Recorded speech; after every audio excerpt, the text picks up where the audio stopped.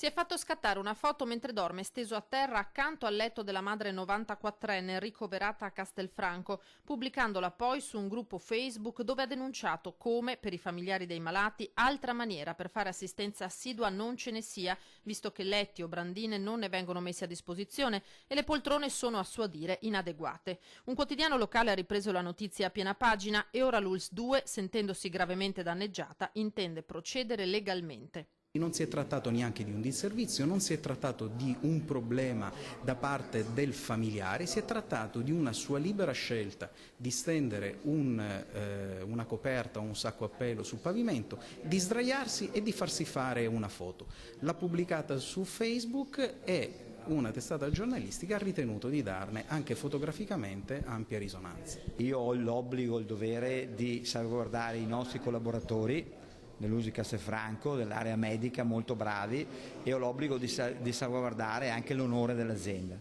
L'azienda che lavora molto, dà tanti risultati per la gente ed è illogico che una situazione come questa, che sembra quasi pilotata, possa poi portare discredito all'azienda. Io provvederò a approfondire, come ho già fatto, una valutazione da un punto di vista dell'esistenza di fattispecie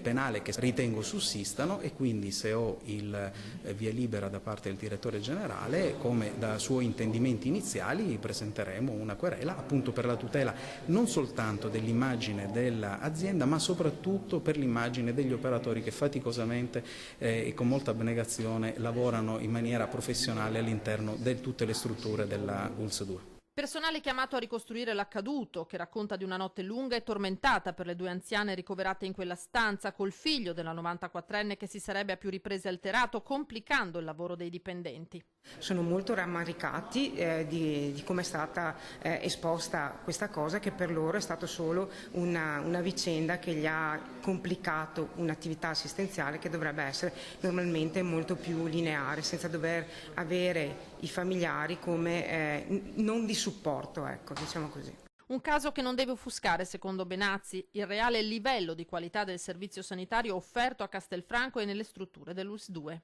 Garanzia ai cittadini che la sanità funziona, che i nostri operatori sono bravi e sono umani e soprattutto che sono propensi ad aiutare l'utente.